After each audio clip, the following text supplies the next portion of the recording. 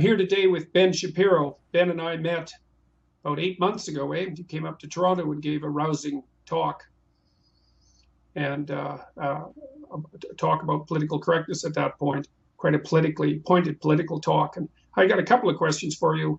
One is, what are you planning to do in 2018? What do you want to see happen in 2018 personally? And what are you aiming at and why?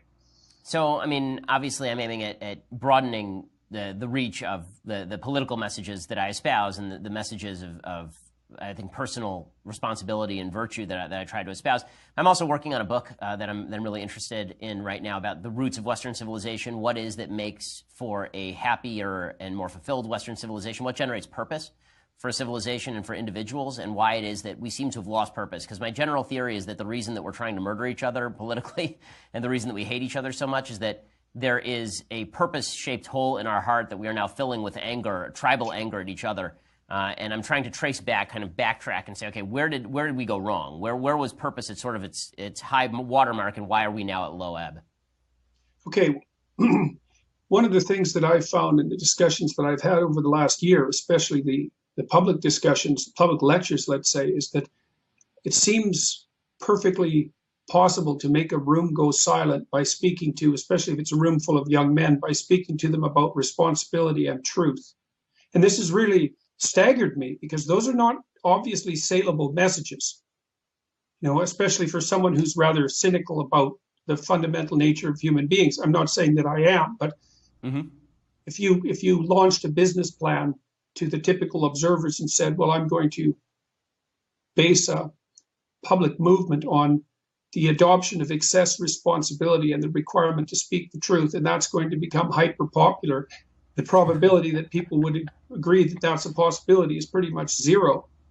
And so I've been thinking that we've spoken about rights for so long and spoken about freedoms for so long, let's say since the early 60s, just essentially speaking, that we've actually left a conceptual hole in our culture. And that seems to be akin to the point that you're making with regards to this book. And now you mentioned responsibility, and why that specifically? Well, I think that what you're talking about is exactly right. People in the West have seemed to pose rights in direct opposition to duties.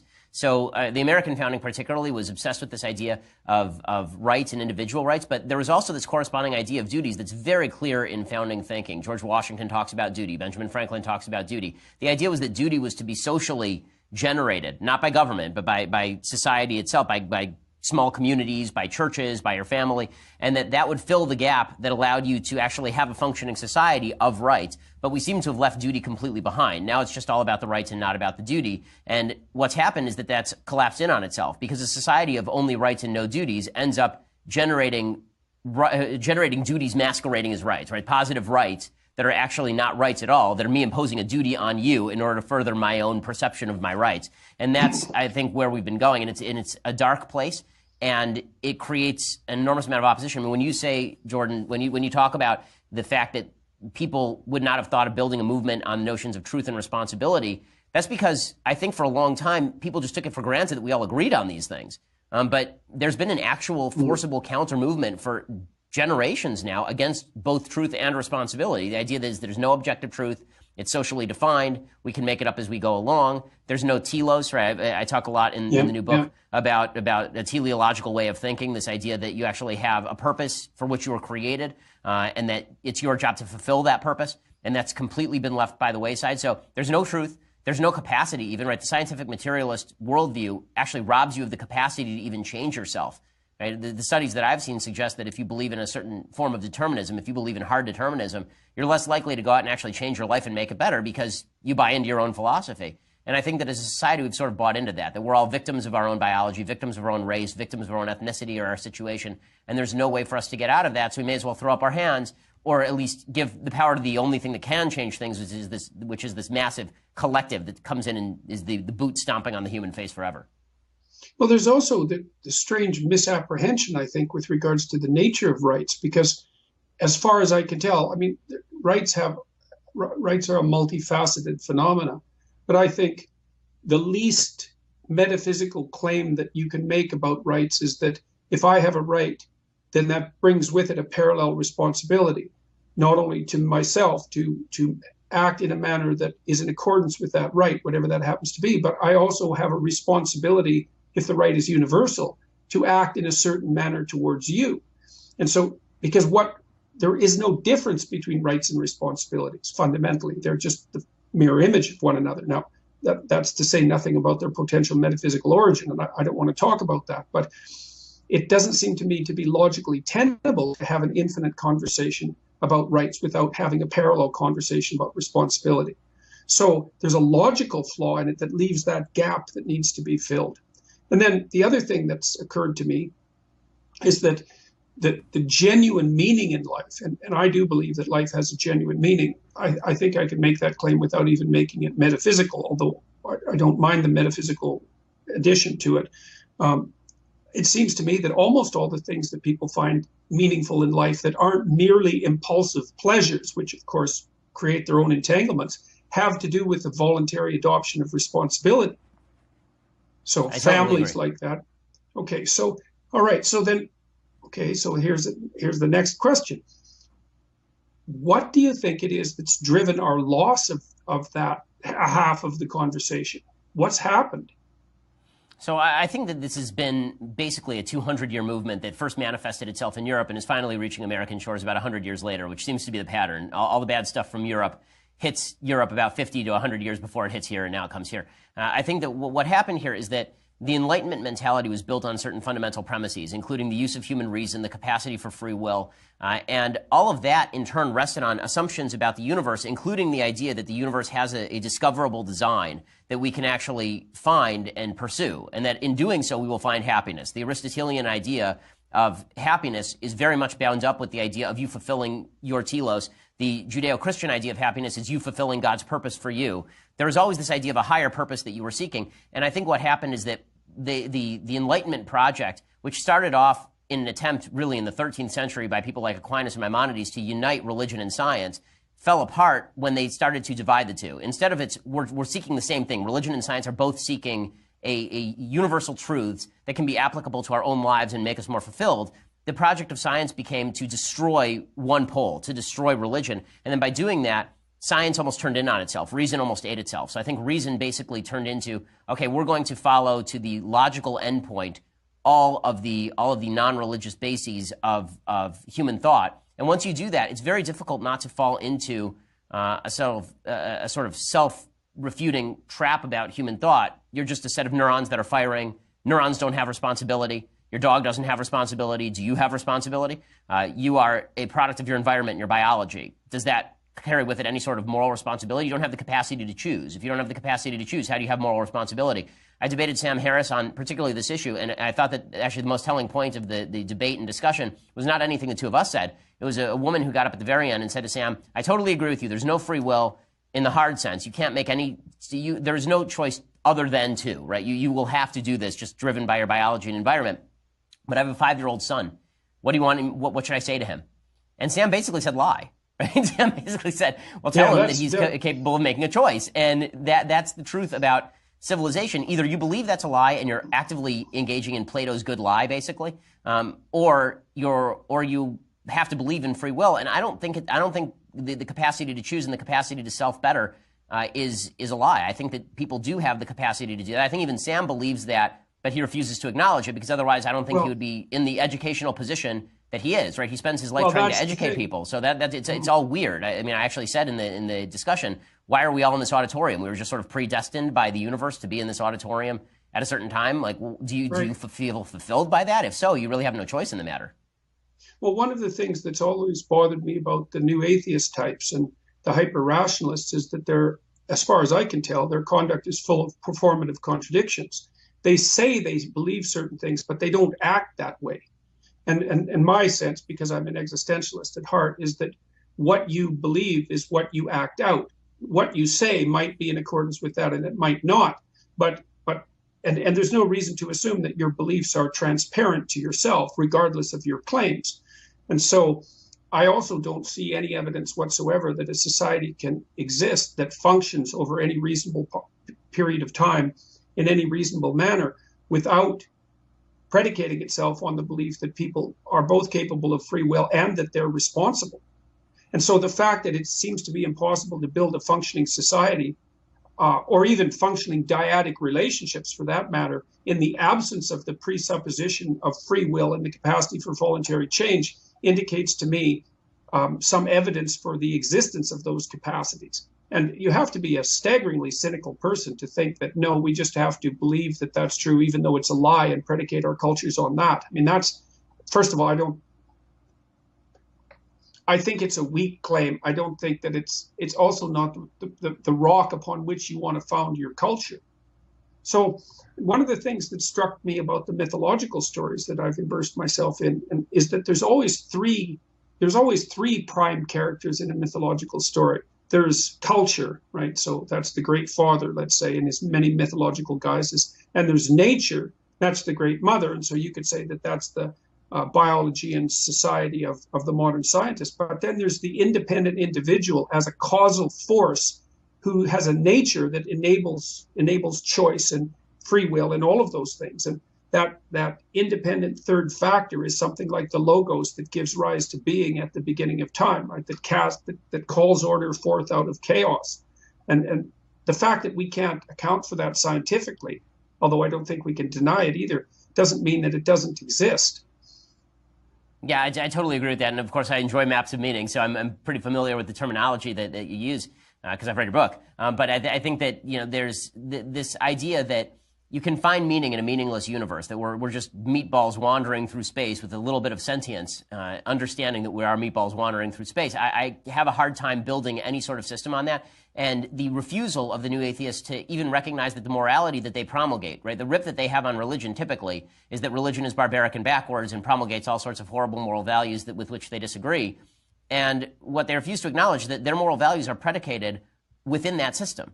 Right? Yeah. For the vast majority of human time, the values that they are espousing are not only not universal, they're not even minority values. They didn't exist for the vast majority of human time. Well, they are absolute creations of a Judeo-Christian system that is combined with the Greek reason to come up with what we have today. And this is essentially the theory that I have come up with, is that, and this is the thesis of the book that I'm writing right now, which is that in order for a society or an individual to feel fulfilled, you basically have to have four things. You have to have an individual purpose. You have to feel like you have a purpose in the world. You personally have a purpose in the world. You have to feel like you have an individual capacity. You have to feel like you are capable of pursuing that with alacrity. You have to have a communal purpose. You have to feel like you, along with others, are pursuing a higher goal that means something. And you have to have communal capacity, so a system that has been built that allows that community to activate when it needs to activate and back off so that the individual can exist in that vacuum. And we have torn away at all the roots of those things, because all of those things, I think the apotheosis I think the apex of modern thought was basically the unfulfilled but universal theories of the American founding fathers. I think it's about as good as it got in terms of governmental theory. I don't think it's gotten better since then. I think that it's been extended more broadly. I think the universalism that they were implying has now been applied in many ways, and that's a great thing, right? The founders obviously still held slaves, many of them, but their principles were not in favor of slavery. So the principles that they espoused were based on, again, these two competing poles that are constantly in tension with one another, in this sort of Leo Straussian tension with one another between reason and revelation, the Judeo-Christian tradition and the Greek tradition of reason. And the tug and back and forth is what allows you to have one foot in rights and one foot in duties. So it'd be really good to have a lengthy conversation about this at some point, because there's some things in here that really have to be delved in deeply. Like the you have to find your own purpose argument was one that was put forth very strongly by Nietzsche after he announced the death of God. He said that people would have to revalue good and evil and to come up with their own definitions of what constituted morality. And like the Nietzschean criticism of Christianity is about as deep as it got, with the possible exception of Dostoevsky. But there's one of the things I really liked about Carl Jung, and that's really struck me as irrefutable, is Jung's fundamental response to Nietzsche was that, well, let's take the argument of the death of God to its logical conclusion, and then let's investigate the idea that human beings have to be the creators of their own systems of meaning. Jung's idea, and this was also the case for the other psychoanalysts, was that's just palpably false. Because it turns out that you're not the sort of creature that can create your own meaning. You're the sort of creature that has to discover the meaning that already exists encoded within you. And part of that is that you're not your own slave. And so it's a critique not only of the idea that you can will your own destiny in its entirety while completely ignoring the fact that you have a nature, but it's also a profound critique of the socialist utopian ideas that human beings can be molded in any way that they see fit. And so Jung's objection was something like, well, try to generate a meaning on your own out of nothing, and then try to force yourself to follow it and see how far you get. What you'll find is that you rebel.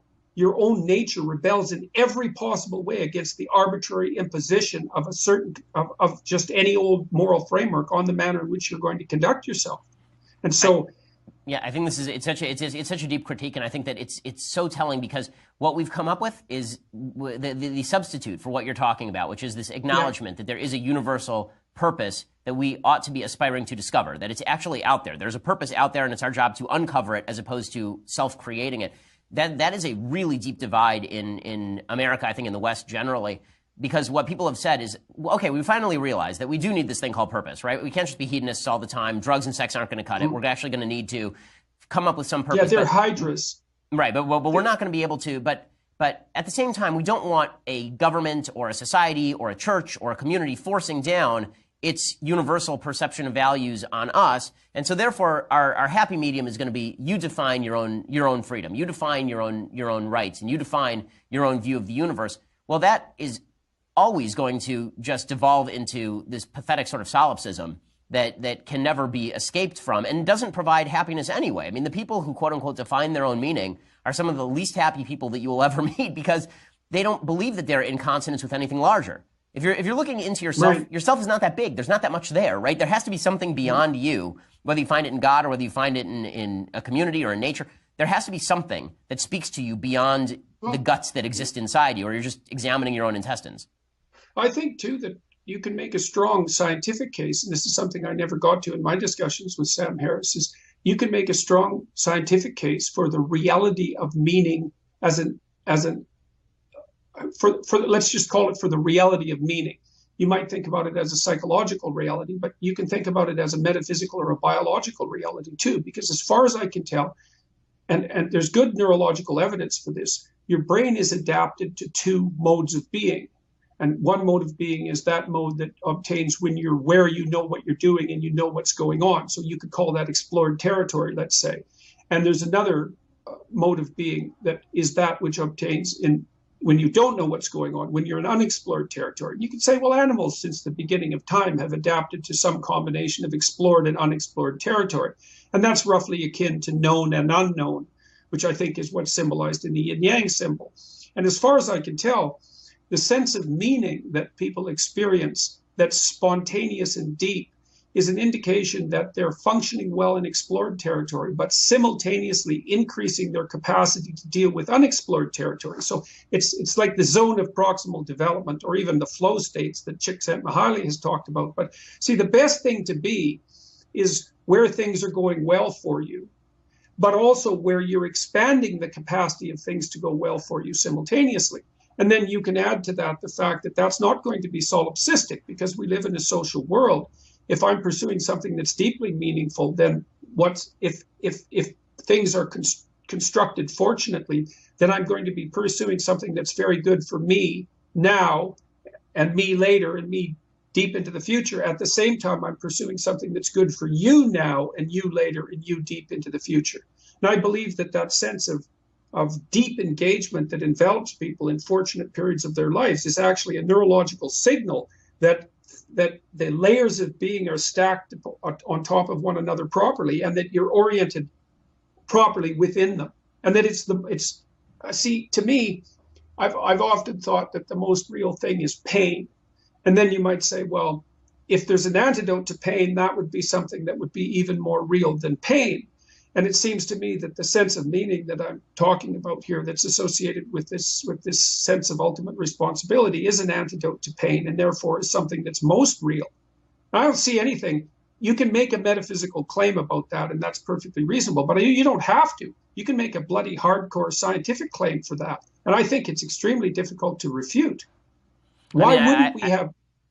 I tend to agree with that, and I think that you referencing the flow state, that's something that where we are happiest, right, from scientific research, is in that flow state, and that flow state is exactly what we're talking about now. This feeling that you have mastery over your capacity to explore the unexplored, and that the unexplored is worth exploring, right? I mean, that's the other thing, is that what drives you to explore the unexplored.